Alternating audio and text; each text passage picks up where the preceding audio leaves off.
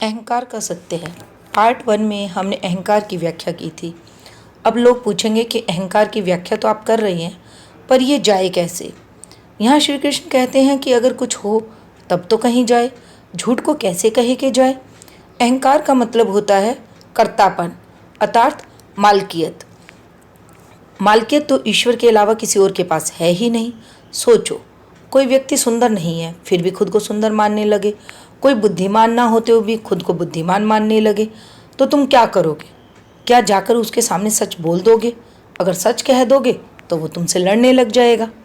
इसीलिए श्री कृष्ण अर्जुन को समझाते हुए कहते हैं कि कभी तुमने सोचा है कि तुम्हारे हाथ में क्या है? जीवन, मृत्यु, जवानी, बुढ़ापा, रोग, शोक, संताप, कुछ भी नहीं है तुम्हारे हाथ में।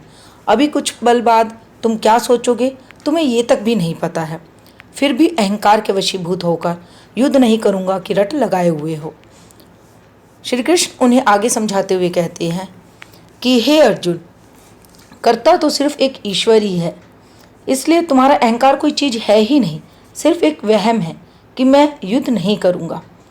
वे उसे आगे समझाते हुए कहते हैं कि हे अर्जुन, गलतियाँ जो हैं उन्हें कितनी सुधारोगे तुम? 10-5 गलतियाँ होंगी तो सुधार लोगे, 100-50 होंगी तो सुधार लोगे। ये सारा जीवन ही गलत है, सही कुछ है ही नहीं। इसलिए गलतियों को सुधारने की कोशिश मत करो। यह देखो कि गलतियाँ होती क्यों हैं और कहाँ पर होती है, उसकी जड़ कहाँ है। गलतियों का एक कारण है मैं, यानी कि अहंकार, और यही अहंकार ही हमसे गलत करवाता है। इसलिए तुम इस अहंकार को छोड़ दो। श्री कृष्ण अर्जुन को एक उदाहरण देकर समझाते हैं कि एक शिष्य था रिंझाई नाम का। उसने अपने गुरु महाराज से कहा कि महाराज, मैं अपनी साधना शुरू करना चाहता हूँ, इसलिए क्या सही है और क्या गलत, कृपया आप मुझे बताइए।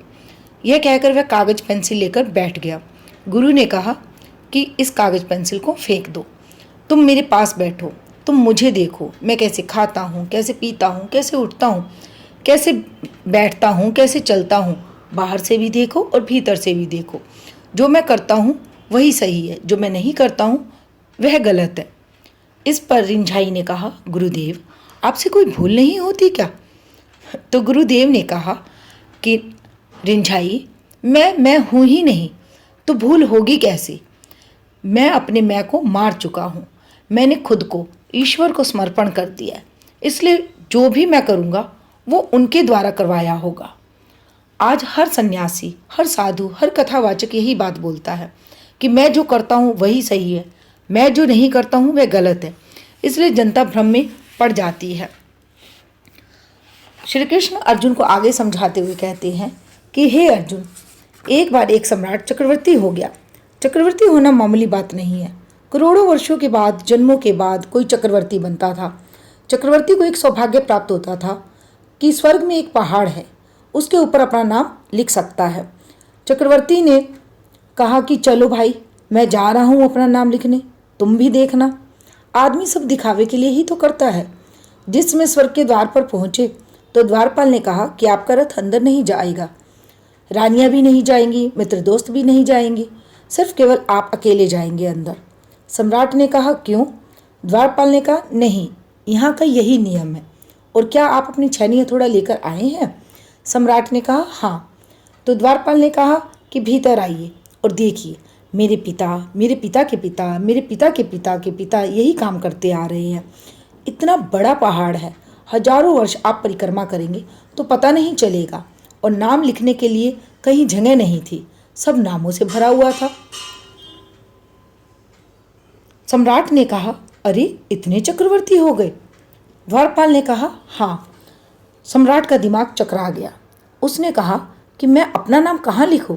द्वारपाल ने कहा, पहले छैनी हथौड़े से किसी का नाम मिटाओ, तब लिखो। सम्राट ने कहा, कोई दूसरा आकर मेरा नाम मिटा देगा। द्वारपाल ने कहा, ऐसा तो है ही। सम्राट का अहंकार वहीं नष्ट हो गया। इसलिए हे अर्जुन,